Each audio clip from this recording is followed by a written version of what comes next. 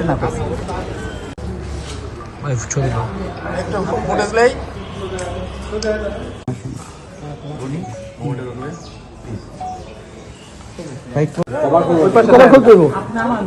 তারপরে মিট যাইব ধরো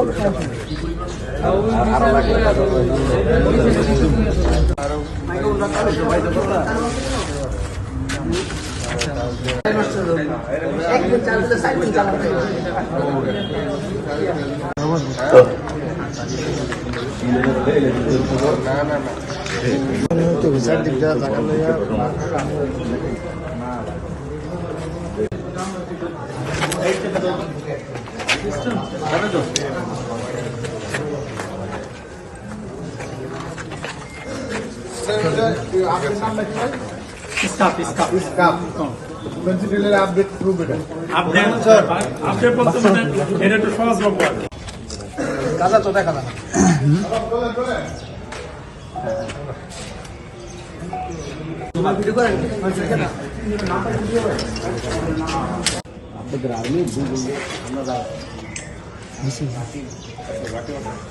আসসালামু আলাইকুম এবং শুভ অপরাহ্ন। সবাইকে ধন্যবাদ জানাচ্ছি, আপনারা কষ্ট করে বিভিন্ন জায়গা থেকে এখানে উপস্থিত হয়েছেন। আমি মেজর শরীফ রূপগঞ্জ আর্মি ক্যাম্পে কোম্পানি কমান্ডার হিসেবে নিয়োজিত আছি। আজ 16 জানুয়ারি 2026 তারিখ শুক্রবার সকাল 9:30 ঘটিকায় রূপগঞ্জ আর্মি ক্যাম্পের একটি বিশেষ অভিযান পরিচালনা করা হয় নারায়ণগঞ্জের রূপগঞ্জ উপজেলার ভুলতা এলাকায়।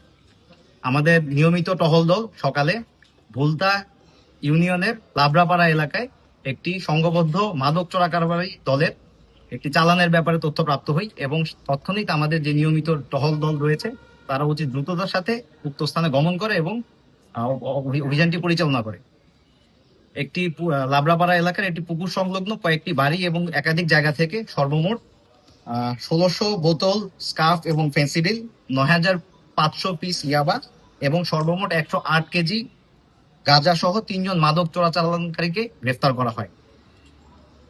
উদ্ধারকৃত মাদক দ্রব্যের সর্বমোট বর্তমান বাজার মূল্য প্রায় 1,50,00,000 টাকা এবং পরবর্তীতে আটককৃত মাদক দ্রব্য এবং 3 জন যাদেরকে গ্রেফতার করা হয়েছে তাদেরকে রূপগঞ্জ থানায় ইতিমধ্যে হস্তান্তর করা হয়েছে। দেশের আইন শৃঙ্খলার রক্ষাতে এবং সাধারণ জনগণের জানমাল নিরাপত্তা নিশ্চিত করতে বাংলাদেশ সেনাবাহিনীর এবং রূপগঞ্জ আর্মি ক্যাম্পের এরূপ কার্যক্রম অব্যাহত থাকবে। এবং আপনারা আজকে এখানে যারা উপস্থিত হয়েছেন মিডিয়া ব্যক্তিবর্গ, আপনাদের মাধ্যমে সবাইকে আমরা অনুরোধ করব যে আপনাদের নিজ নিজ এলাকার যে সকল অস্ত্র, গোলা বারুদ, মাদক কিংবা আইন পরিপন্থী যে কোনো বিষয়ে যদি আপনাদের কাছে কোনো তথ্য থাকে এবং যে কোনো যদি আপনারা যে কোনো সন্দেহজনক কোনো কার্যক্রম যদি আপনাদের নজরে আসে, আপনারা তাৎক্ষণিকভাবে এটি নিকটস্থ সেনাবাহিনী ক্যাম্পে এবং থানাতে আপনারা যোগাযোগ করবেন। এটা আপনাদের মাধ্যমে আমরা সবাইকে অনুরোধ করছি। আপনাদের নাম পরিচয় গোপন রেখে অতি দ্রুত সময়ের মাধ্যমে আমরা কার্যক্রম গ্রহণ করব এবং জনগণের জানমালের নিরাপত্তা নিশ্চিত রাখবো।